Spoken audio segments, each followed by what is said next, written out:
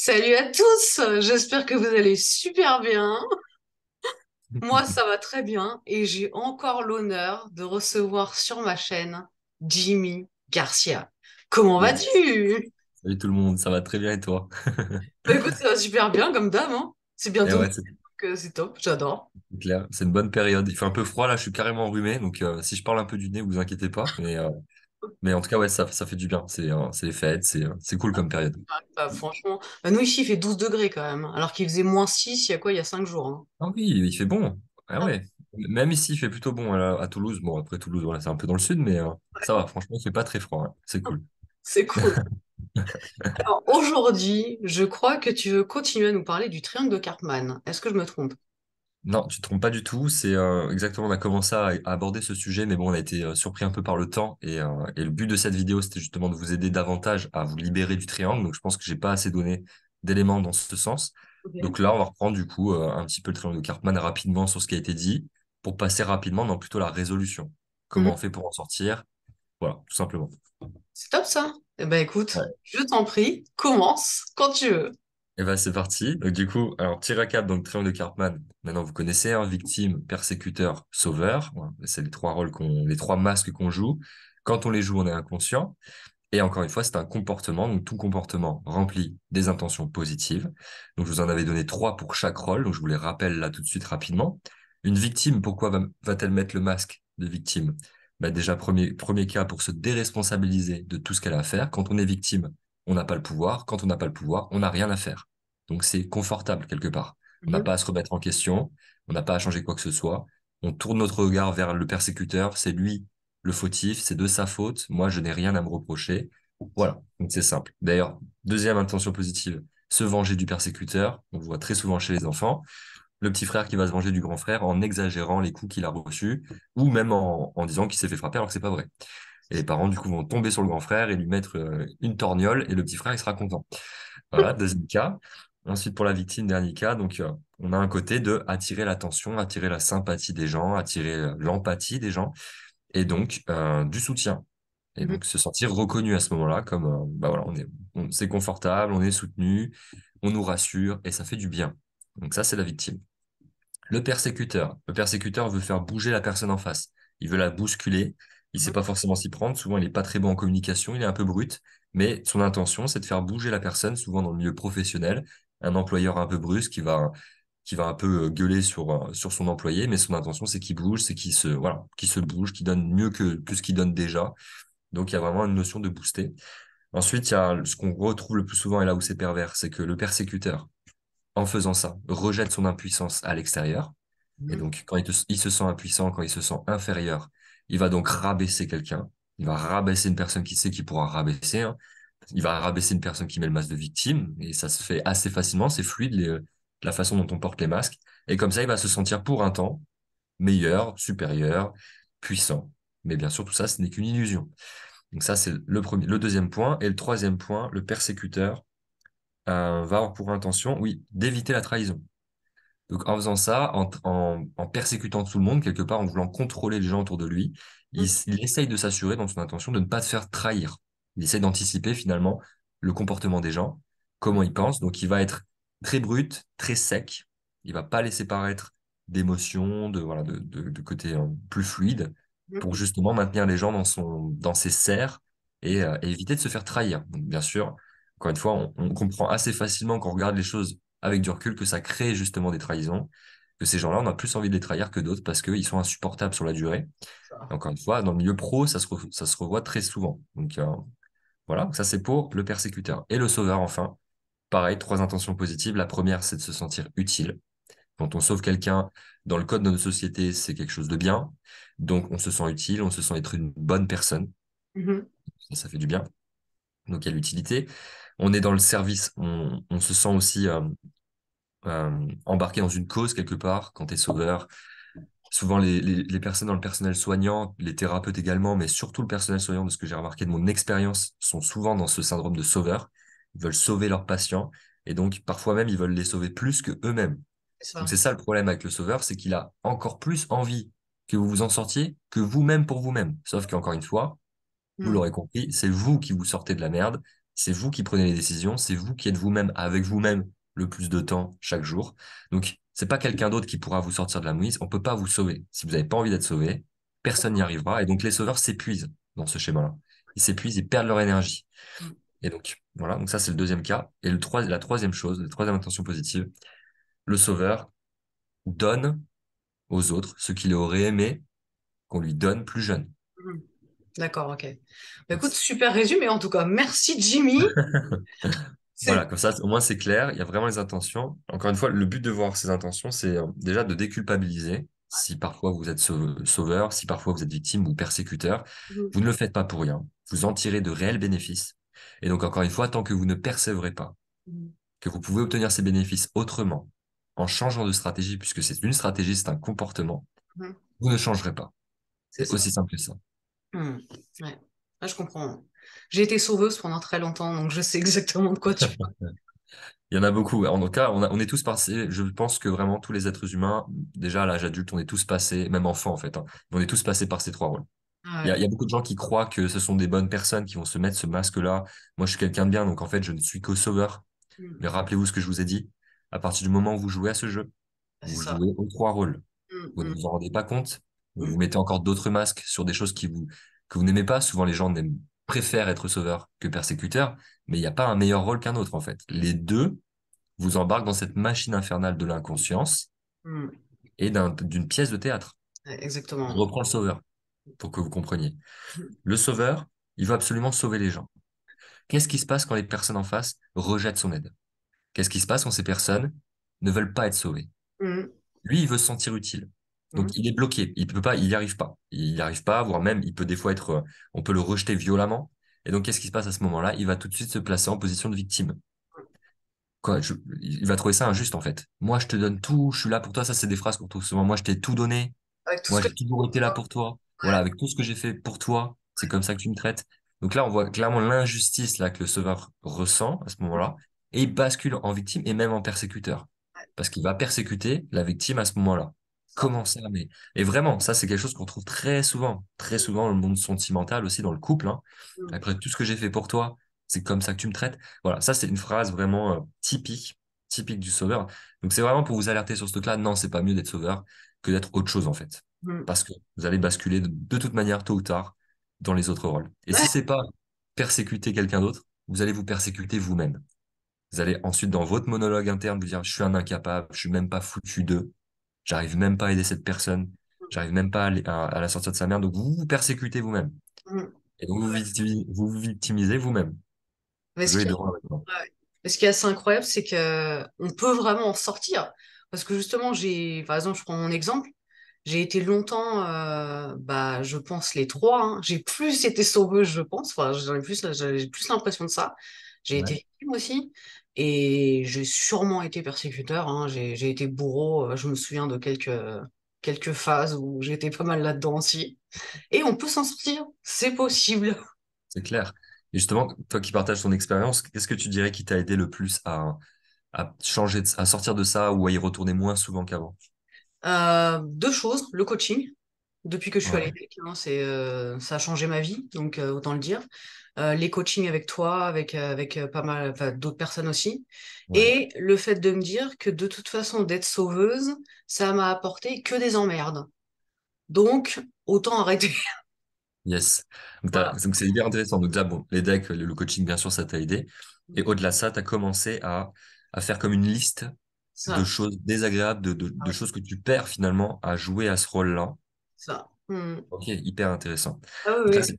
donc je vais rebondir sur ce que tu dis pour déjà donc appuyer sur ce premier axe, comme je vous ai dit. On en tire des bénéfices à faire ça. Dans votre esprit, comme c'est inconscient, vous ne voyez pas les inconvénients. Souvent, on ne les voit pas. Ou on va en voir beaucoup moins que ce qu'il y en a en réalité. Ou alors, on va voir beaucoup plus d'avantages à le faire que le contraire. Et encore une fois, comme ce schéma-là est pervers du triangle Karpman, c'est pas conscient. Il y a personne qui se dit, tiens, je vais mettre mon masque de bourreau aujourd'hui. Puis là, ensuite, à la pause café, je vais mettre mon masque de victime. C'est C'est, ça. bien sûr, c'est pas conscient. Mais on y joue. Et en tout cas, de ramener ça à la conscience. Encore une fois, si vous en avez conscience, c'est génial. Et ensuite, de commencer à regarder de près qu'est-ce qui se passe à jouer ces rôles-là. Donc là, nous, ce qu'on utilise tout le temps en coaching, qui fait que ça marche encore mieux, Hmm. c'est d'aller chercher des moments concrets de votre vie. c'est ça. Sinon, vous philosophez. Bon, c'est bien déjà, hein. Ça donne des premières piges. Moi, je vais vous donner des éléments. Ça va vous permettre d'avoir certains éléments en tête qui vont vous permettre de faire le focus sur vos propres moments. Donc l'idée, c'est d'aller chercher, si par exemple vous êtes plus souvent victime et que vous voulez vous libérer de ça, bah, d'aller chercher, c'était quand la dernière fois que vous avez eu conscience, voilà, avec le recul, que vous avez conscience que vous étiez en mode victime, qu'est-ce qui s'est passé, et d'aller voir en quoi vous avez perdu à jouer ce rôle-là. Donc maintenant, perdu par rapport à quoi? Perdu dans ce qui est important pour vous. Ah ouais, c'est ça. Donc ça a plus d'impact. Si c'est important pour vous, les relations sociales, par exemple, ou si c'est important pour vous, le fait de valoriser les gens. Ouais, en quoi, justement, vous vous comportez en victime parfois, fait que Mhm. vous perdez en valorisation de vous-même et que vous perdez en valorisation des autres. C'est Et ça. si c'est important pour vous les relations sociales, comment cela détériore vos relations sociales? Mhm. Ouais, ah, je C'est un comprends. exemple. Donc, allez voir ce qui est important pour vous. Souvent, les relations sociales, c'est quand même assez important pour les gens, la connexion, le lien. Donc, c'est pour ça que j'en parle. Mais ça peut être autre chose. Peut-être la famille qui est important pour vous. Voilà, voilà, le noyau dur de la famille. En quoi vous mettre en position de victime, en quoi vous mettre en position de bourreau ou de sauveur, fait que vous desservez votre famille. C'est ça. Mhm. Donc, ça, pareil, c'est des questions à vous poser et ça demande de prendre un papier et de noter. Vous notez ce qui se passe, ce qui s'est passé, comment vous avez vécu la chose et vous allez commencer, encore une fois, à mettre la lumière de la conscience sur ces moments-là et vous allez voir des choses que vous n'aviez pas vues. C'est En ça. voyant ça, qu'est-ce qui se passe dans votre cerveau? Vous allez commencer à générer un Mhm. bug cognitif. Mhm. Un bug cognitif survient quand vous voyez qu'une stratégie que vous mettez en place depuis quelque temps, finalement, n'est pas fonctionnelle, voire même vous apporte exactement le contraire que ce que vous voulez. Parce que la victime, si je fais un focus sur elle, elle veut du soutien. Ouais. Elle veut du soutien à travers c'est un des axes, mais elle veut surtout être soutenue, elle veut être reconnue. Elle veut qu'on l'aide. En quoi, justement, sur le long terme, donc ça, c'est un deuxième outil, voire sur le long terme, en Mhm. quoi, sur le long terme, de jouer le rôle de victime, ça vous fait perdre en soutien des autres, ça vous fait perdre en soutien de vous-même. Mhm. Ouais. Là, je laisse les gens un peu réfléchir à ça. Déjà, vous pouvez poser la question sur le papier, remplacer victime par persécuteur ou sauveur, hein, peu importe, c'est la même chose, mais allez voir. Et déjà, je vais vous donner quelques éléments, du coup. Est-ce que tu en as en tête déjà qui te viennent, toi, Nadège? Bah, je pense qu'à force de se comporter comme une victime, les gens en auront le bol, en fait. Ouais, exactement. Sur le long terme, en tout cas, au début, on le voit pas. Au Mhm. début, les gens nous aident. En plus, ils sont contents parce que là, souvent, il y a des sauveurs qui vont vite apparaître, hein, parce que ça va leur permettre à ce moment-là de se sentir utile. Et se sentir utile, c'est un des sentiments que l'être humain cherche à chaque fois. Il n'y Ça. a pas un seul être humain sur cette terre qui ne veut pas être utile. Les gens qui, encore une fois, se racontent le contraire. Moi, je m'en fous de la société, je veux vivre tout seul dans ma montagne. C'est du bullshit, d'accord? C'est une histoire que tu te racontes, ce n'est pas vrai. Tu ne seras jamais heureux dans ce schéma-là. Je vous ramène au film Into the Wild, si vous connaissez. Ouais. Ça, ouais, ça illustre parfaitement ce que je suis en train de dire. Donc, c'est un révolté, hein. Pour ceux qui l'ont pas vu, allez le voir. Un révolté du monde, des humains et de la société. Bon, bah voilà. Euh, quelque part, il va pas trouver ce qu'il cherchait dans cette isolation, dans la nature. Et ça marche pas, en fait. Ça ne marche pas. On n'est pas fait pour ça. Mhm. Ouais. Donc, donc pour revenir sur ça, donc sur le long terme, donc pour la victime, vous donnez des éléments. Mhm. Comme l'a dit Nadège, quand on est victime trop longtemps, au bout d'un moment, les gens autour de nous, ils en ont ras-le-bol. Ils en ont marre de devoir porter quelqu'un tout le temps, ils en ont marre de devoir faire les choses pour lui. Et C'est ça. même les sauveurs à ce moment-là vont pas le rester longtemps. Parce ils vont forcément se transformer en persécuteurs. Mhm. La victime va encore plus se conforter dans ce rôle-là. Et ça ne va aider personne. Mhm. Au-delà de ça, votre rapport à vous-même, quand vous attendez que ce soit les autres qui viennent vous aider, vous n'êtes pas là pour vous-même. Et vous ne travaillez donc pas ce muscle C'est de vous ça. prendre par la main Et et on de fait. vous accompagner. Ouais, c'est ça. Mhm.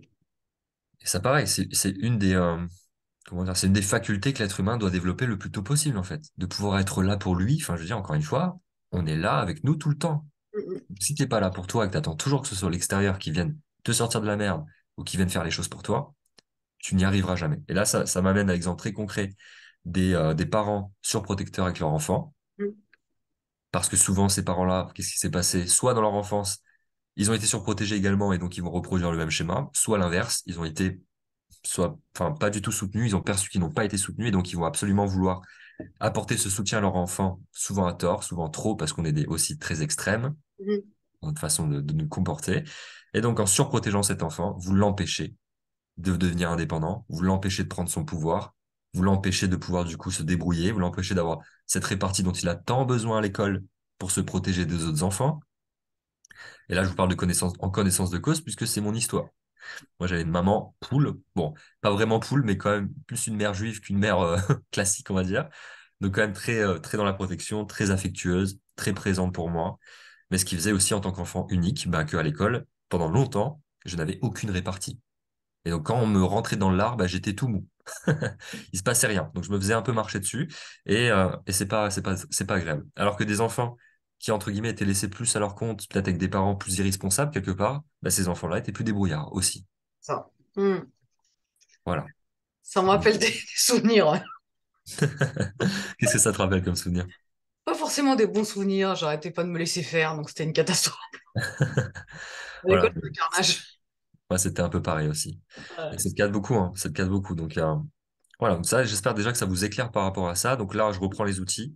Premier qu'a annoncé Nadège. Donc, d'aller faire une liste de désavantages à vous comporter comme ça. Qu'est-ce que ça vous fait perdre? D'accord? Ensuite, faire un zoom sur vos valeurs. Qu'est-ce que ça vous fait perdre dans vos valeurs? Qu'est-ce que ça vous fait perdre en termes de connexion avec vous-même et en termes de connexion avec les autres? Et adapter à ce qui est important pour vous. Et enfin, ce qu'on vient de voir, c'est le long terme. Voir sur le long terme, qu'est-ce qui, sur le long terme, sur 5 ans, sur 10 ans, a continué de mettre ses masques, a continué de ne pas mettre de la lumière sur ça, Ça. comment cela va vous desservir et desservir vos proches Hmm. sur la durée. Pourquoi le long terme, c'est hyper important de l'invoquer? Parce qu'on a une partie de notre cerveau qui est autour des amygdales, qui est plus émotionnelle. C'est une partie du cerveau qui s'active souvent quand on sent, on perçoit un danger. Quand Ouais. on parle de Cartman, bah, souvent les gens mettent un masque. Pourquoi? Pour se protéger. Donc on est clairement là-dedans. Quand on est dans Cartman, on est dans les amygdales, on est dans la partie émotionnelle. Donc on est déconnecté de la partie frontale de notre cerveau, qui est notre dernière partie à s'être développée et Hmm. qui fait de nous aujourd'hui la belle créature que nous sommes, clairement. C'est ce qui nous permet d'être plus intelligents quelque part que les animaux, même si les animaux ont beaucoup d'intelligence, mais ça nous permet de pouvoir créer, façonner le monde tel qu'on le souhaite. C'est notre partie du lobe préfrontal. Nos amygdales ne voient que sur le court terme. C'est un danger immédiat, c'est là tout de suite, donc on va se protéger, on va se prémunir du danger qui est là, maintenant. Ok. Donc on perd notre vision sur le long terme à ce moment-là. On ne voit pas les risques sur le long terme. Donc en vous posant cette question, c'est cette partie-là de votre cerveau que vous mettez en jeu. Et donc, la partie sage, quelque part, la partie plus humaine, moins animale, la partie qui voit sur la durée, qui voit ce qu'elle n'avait pas vu. Et donc, dans cette partie-là, vous serez beaucoup plus à même de vous libérer, de mettre plus de conscience Mhm. sur ce qui vous limite. Et D'accord. donc, le triangle de Karpman. Ok. Voilà. Nickel. Voilà. J'espère que c'est plutôt clair. Et donc là, je pense qu'on a fait plutôt le tour sur le triangle de Karpman. C'est déjà pas mal avec ces outils-là. Bah Euh, justement, une ouais. petite question. On a parlé de la victime, des conséquences à long terme d'être une victime. Ouais. Quelles pourraient être pour toi, justement, les conséquences à long terme d'être un sauveur? Bah justement, par rapport à ce que je viens de dire avec les parents surprotecteurs, hein, on est clairement dans le mode sauveur. La Ouais. maman ma poule, voilà, qui veut sauver son petit garçon, qui veut qu'il se sente tout le temps bien, qu'il ait que du plaisir et que tout soit fluide pour lui. Bah du coup, fait qu'à l'école ensuite quand il y va, ben c'est un autre monde et la vie est faite d'équilibre. Donc si à la maison vous êtes surprotégé, bizarrement, il y a des camarades qui vont plus être susceptibles de venir vous taquiner à l'école. Moi je dis taquiner, mais ça peut être plus grave que ça, on est d'accord. Mais il y a un équilibre qui va se créer de toute manière. Pareil, si à la maison vous êtes challengé, vous avez des parents qui sont pas du tout là, bah, à l'école, ça sera fluide pour vous, ça sera facile. Vous allez vous balader et vous allez sûrement rouler sur ces petits fils à papa et filles à maman qui, eux, sont tout mous parce qu'ils ont tout à la maison et que c'est facile. Ouais, je Ça, pense. encore une fois, je vous invite à mettre un focus sur ça. C'est hyper intéressant quand on commence à en prendre conscience. Ouais. Et donc, pour le sauveur sur le long terme, bah, la maman qui protège son fils, qui le surprotège sur le long terme, bah, ne lui permet pas de prendre son pouvoir, ne lui permet pas de s'affirmer, ne Mhm. lui permet pas de pouvoir s'aider lui-même, ne lui permet pas de pouvoir avoir de la répartie, c'est un exemple, mais de pouvoir se protéger lui-même, en fait. Ah, c'est ça, c'est ça. Parce qu'il va compter sur maman. Ouais. Si maman est là tout le temps quand on rentre et qu'elle nous fait un câlin, et qu'elle nous fait des bisous et qu'elle nous fait elle nous chante des petites chansons, et c'est génial, hein, il y a de l'amour derrière, on est d'accord, hein. Mais quelque part, sur le long terme, bah, cet enfant-là, il peut devenir un Tanguy. Voilà, je prends le cas extrême, mais vous voyez ce film Tanguy, peut-être tu connais. Voilà, Je l'ai il pas va vu, devenir mais je sais de quoi ça parle, ouais. voilà, un Tanguy.